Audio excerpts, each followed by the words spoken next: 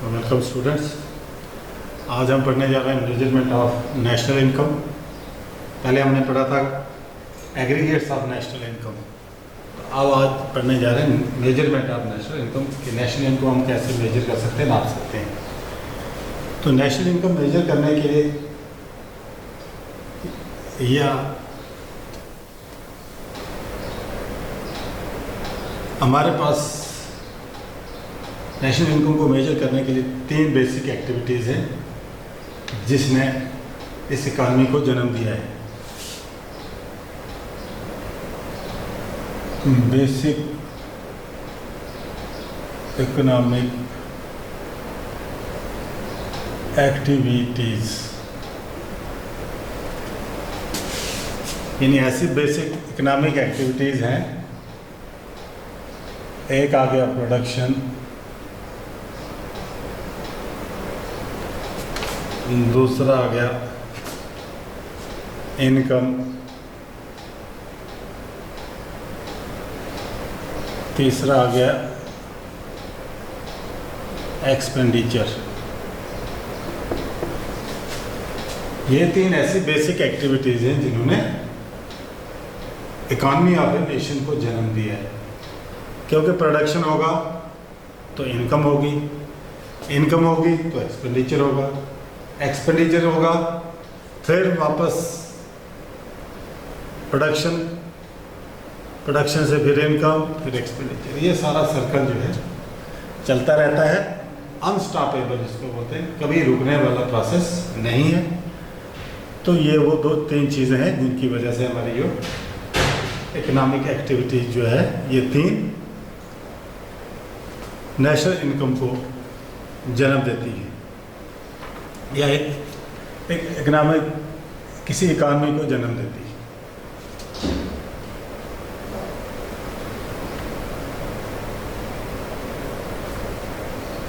तो ये पैसा ही है कि जो अपनी शेप को यानी मनी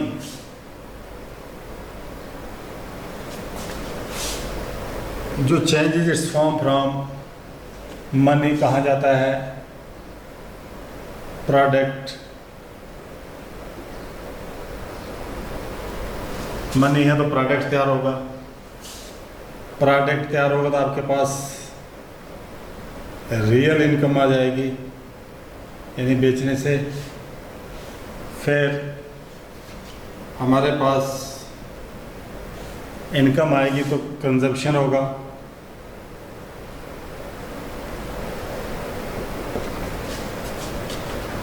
तो ये जो प्रोसेस है मनी का, सर्कल का, प्रोडक्शन का, इनकम का, एक्सपेंडिचर का, ये एक इकानमी को बर्थ यानी जन्म देता है कि जिससे पूरे देश की इकानमी को फिर स्टडी भी किया जाता है ओवरऑल।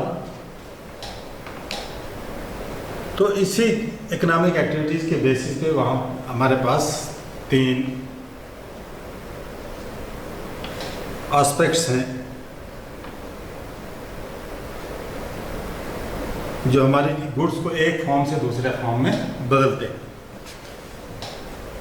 पहला आ गया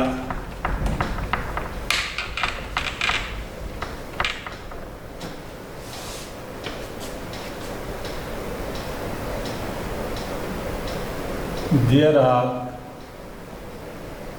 three aspects of economy। Number one आ गया इनकम एस्पेक्ट,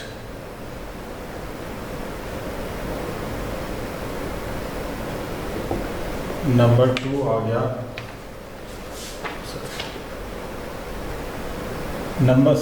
फर्स्ट आ गया प्रोडक्शन एस्पेक्ट जो हमने पढ़ा अभी, दूसरा आ गया इनकम एस्पेक्ट, तीसरा आ गया एक्सपेंडिचर एस्पेक्ट।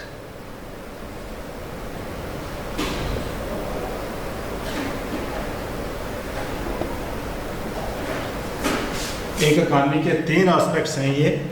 इन तीनों एस्पेक्ट्स के इकानमी के बेसिस पे नेशनल इनकम को फर्दर जब मेजर करते हैं हम तीन तरीकों से। There are three methods of measuring an economy on these three aspects. Number 1 आ गया प्रोडक्ट मेथड,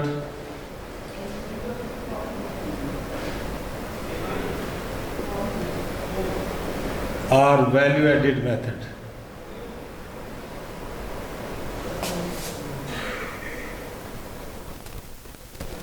नंबर 2 आ गया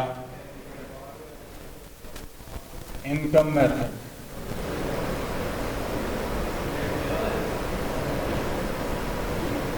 नंबर 3 आ गया एक्सपेंडिचर मेथड।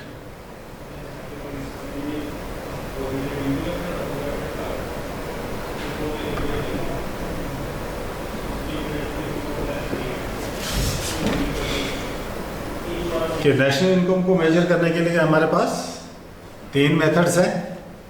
पहला मेथड आ गया प्रोडक्ट मेथड, दूसरा प्रोडक्ट मेथड को वैल्यू एडिड मेथड भी बोलते हैं, दूसरा मेथड आ गया इनकम मेथड, तीसरा मेथड आ गया एक्सपेंडिचर मेथड। इन सभी मेथड से यानी अगर हम कोई final value of goods and services market में नापते हैं, पूरा टोटल करेंगे तो भी हमारे पास नेशनल इनकम आ जाएगी, या जो इनकम पूरे नेशन के लोगों की जो है, इंडिविजुअल्स की, इंस्टीट्यूशंस की जो टोटल इनकम बनेगी उसको इनकम मेथड बोलेंगे, उसको ऐड करेंगे तभी नेशनल इनकम बन जाएगी।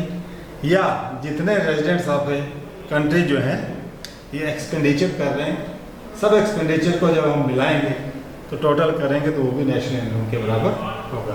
तो इनको हम डिस्कस करेंगे 1 by 1।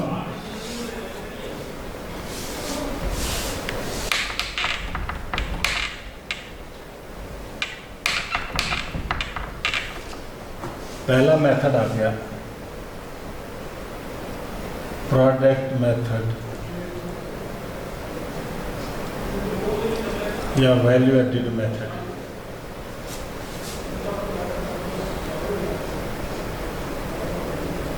प्रोडक्ट मेथड और value added method. Product method में इसमें क्या क्या करते हैं कि सारे जो गुड्स एंड सर्विसेज एक इकॉनमी में प्रोड्यूस की जाती है, उसको जब market price, prevailing market price से मल्टीप्लाई करेंगे तो हमारे पास टोटल प्रोडक्ट आ जाएगा, यानी टोटल इनकम आ जाएगी, वैल्यू एडिड हमारे पास आ जाएगी। लेकिन उससे पहले ये जो जितने भी वैल्यूज हैं इनको हमें पहले क्लासिफाई करना, अलग से करना है। इसमें नंबर 1 है स्टेप्स, कि इसको हमने काउंट कैसे करना है, वैल्यू एडिड मेथड से नेशनल इनकम को काउंट कैसे करना है। इसमें कुछ स्टेप्स इन्वॉल्व हैं। Steps involve in value added method.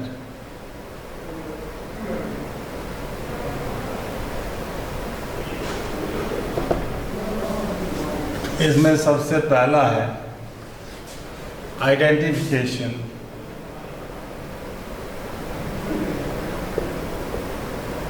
Identification and classification of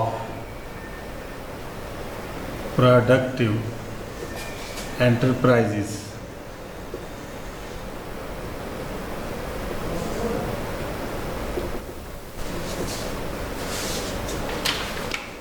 जब हम नेशनल इनकम कैलकुलेट कर रहे हैं कि वैल्यू एडेड मेथड से या प्रोडक्ट मेथड से, तो इसका सबसे पहला स्टेप जो हमारा है कि हमने अपने जो प्रोडक्टिव इंटरप्राइजेज हैं जिनसे हमने नेशनल इनकम को काउंट करना है, उनका हमें पहले आइडेंटिफाई करना है कि कौन कौन से ऐसे इंटरप्राइजेज हैं जो इनकम जनरेट करते हैं।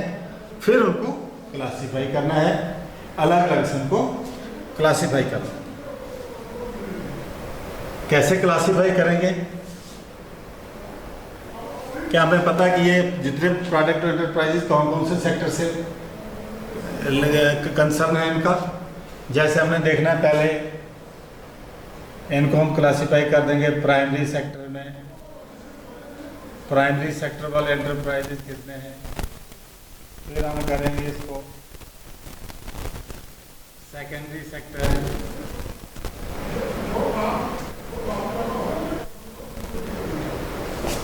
फिर number 3 territory sector.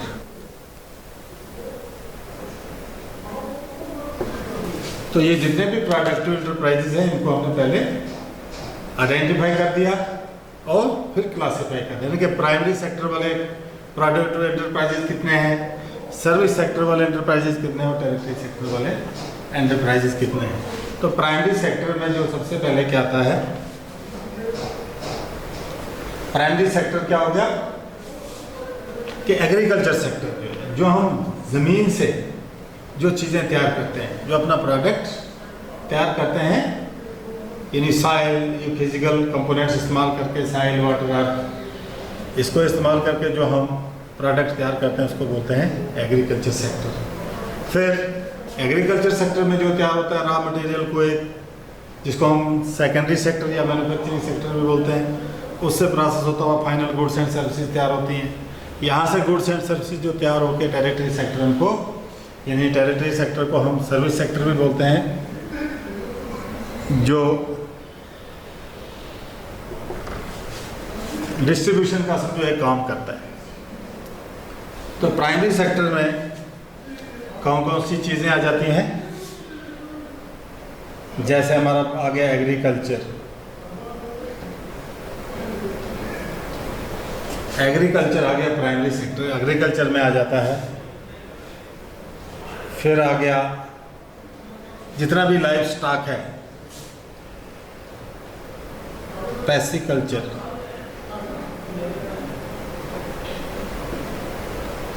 Horticulture,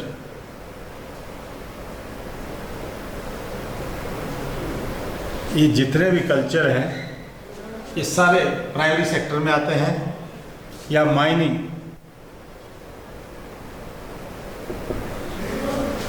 minerals को ज़मीन के अंदर से निकालने का काम जो है माइनिंग।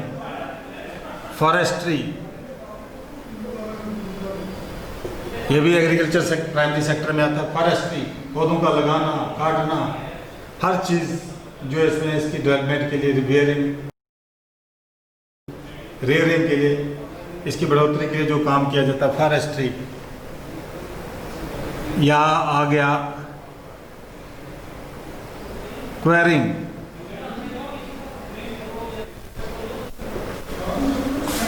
क्वेरिंग पत्थरों की खान, पत्थर निकालना, रेत, बजरी, सीमेंट जहाँ से निकालते हैं, क्वेरिंग। या लाइफ स्टॉक जितने भी हैं, डेयरी फार्म,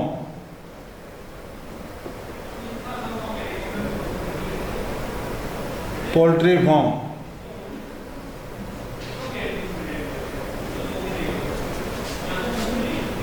तो जितने भी ऐसी चीज़ें जो ज़मीन से जुड़ी हुई है, अर्थ के साथ जुड़ी हुई हैं, यानी मिट्टी, साइल है, या उससे प्लांट्स हैं, वाटर है, इसके लिंक से जितनी भी चीज़ें तैयार की जाती हैं सब की सब प्राइमरी सेक्टर में आती हैं।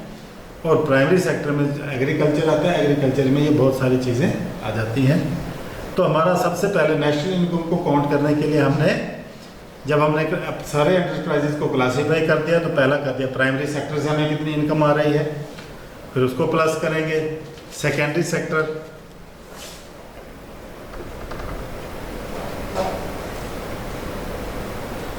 सेकेंडरी सेक्टर इसको हम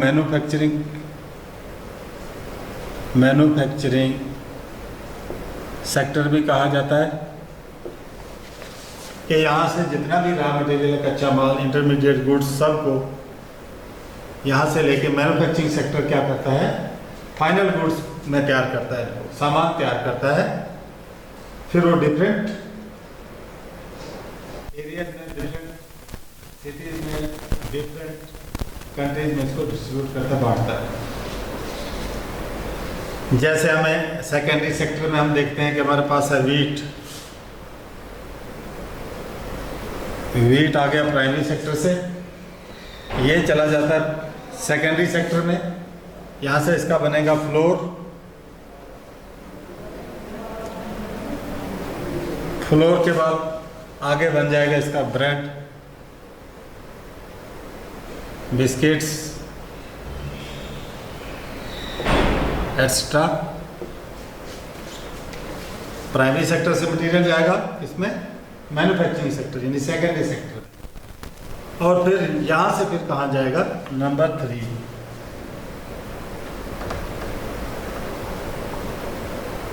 सर्विस सेक्टर यानी टेरिटरी सेक्टर।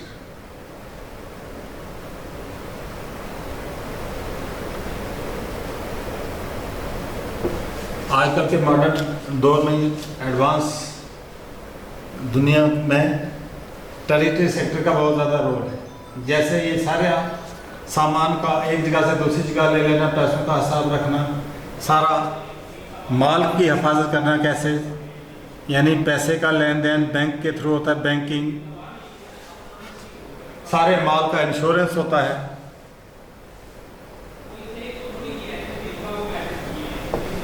इंश्योरेंस, कहीं माल ख़राब हो गया, एक्सीडेंट में ख़राब गया हो गया या कहीं कुछ गड़बड़ हो गई तो इंश्योरेंस इंश्योर होता है वो माल सारा सेफली। अगर माल नहीं पहुंचा तब भी उसके बदले में उसको कंपनसेशन मिल जाएगा। या ट्रांसपोर्टेशन, एक जगह से दूसरी जगह माल को कैसे लेना है, ट्रांसपोर्टेशन। या कम्युनिकेशन,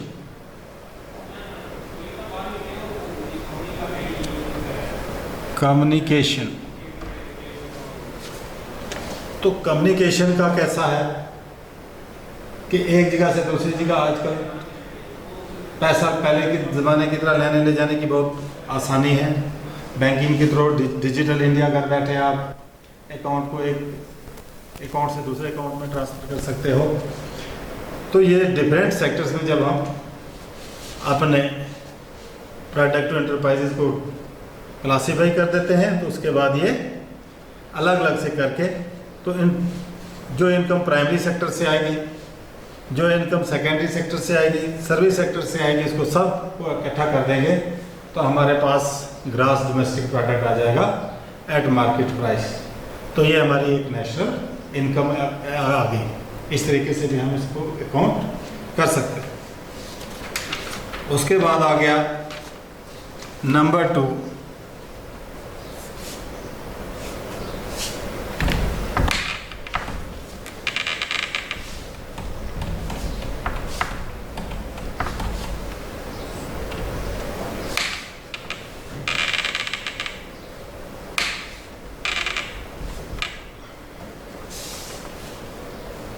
पहला स्टेप हमने कर दिया आइडेंटिफिकेशन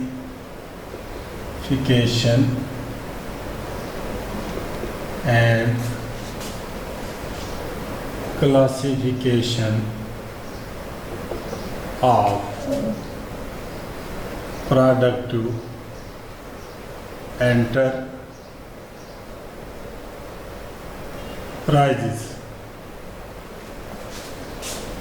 प्रोडक्टिव लिख दिया मैंने, प्रोडक्टिव एंटरप्राइजेस। अब दूसरा आ गया एस्टिमेशन ऑफ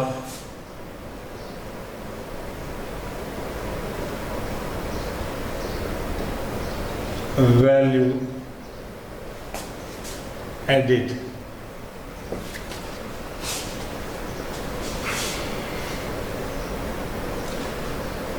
अब हमने देखना है कि हमारी नेशनल इनकम में टोटल कितनी वैल्यू एडेड हुई है। तो इसके लिए हमें सबसे पहले हमने निकालनी पूरी नंबर 1 निकालेंगे वैल्यू ऑफ टोटल आउटपुट। फिर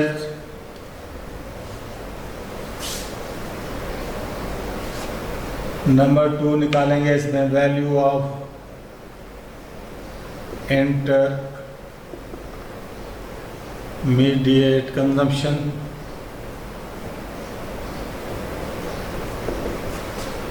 और number 3 consumption of fixed capital, consumption of fixed capital. Estimation of value added में हमने कैसे वैल्यू निकालनी है? सबसे पहले हम वैल्यू ऑफ टोटल आउटपुट निकालेंगे। वैल्यू ऑफ टोटल आउटपुट वही निकलेगा टोटल फाइनल जो है goods and services produced by the different enterprises multiplied by price. उसके बाद value of intermediate consumption, intermediate goods जो हमारे पास है उनकी कितनी कंजम्पशन उनका निकालना है। फिर consumption of fixed capital, fixed capital का मतलब हो गया जो हमने कहा depreciation.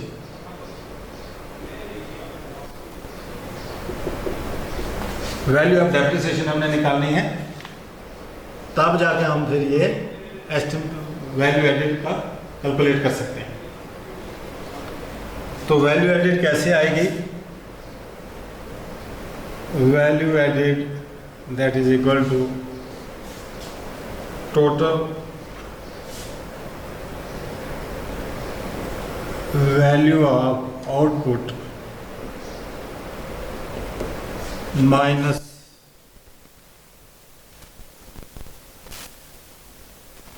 intermediate consumption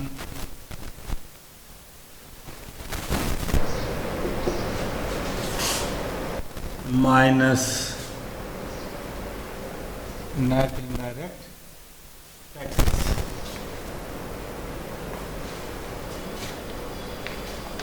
value added कैसे आए? टोटल आउटपुट, उसमें से इंटरमीडिएट जो कंजम्पशन है उसको माइनस करके और minus net indirect taxes. Net indirect taxes हमने पहले भी आपको बताया है, नेट इनडायरेक्ट टैक्सेस होता है इनडायरेक्ट टैक्स माइनस सब्सिडी। तो इस तरह से हम वैल्यू एडेड निकाल सकते हैं। और उसके बाद है या गया नंबर 2 और number 3 last,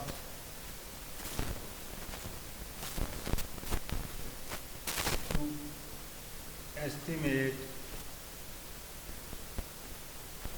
net factor income from abroad.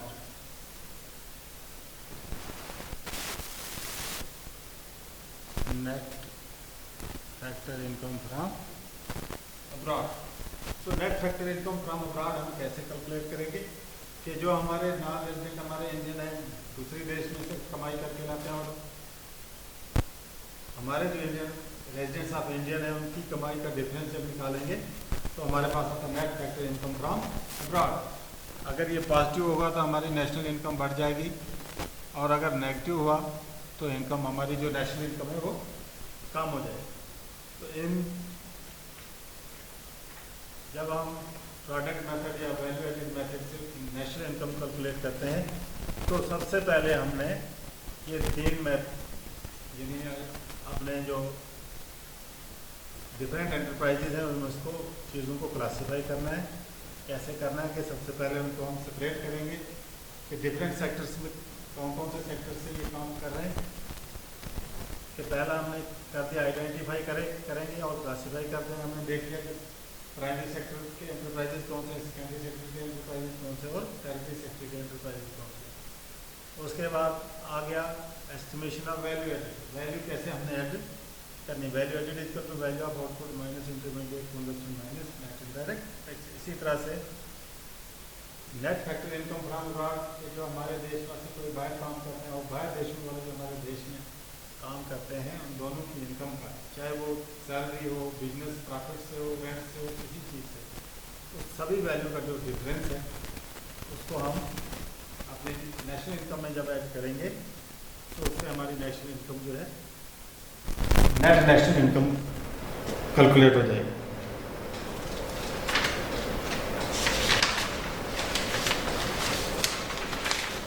तो net national income at factor cost that is equal to net domestic product at factor cost plus net factor income from abroad। जो net domestic product factor cost है plus उसमें जब net factor income from abroad add कर देंगे तो हमारे पास आ जाएगा net national product at factor cost. इसको हम बोलते हैं नेशनल इनकम। National income. तो ये डिफरेंट मेथड्स हैं, यानी फर्स्ट जो है प्रोडक्ट मेथड से कैसे हम कैलकुलेट कर सकते हैं। इसकी एक एग्जांपल भी है छोटी सी, कि मैं कोशिश करता हूँ थोड़ा जल्दी जल्दी आपको बताने की।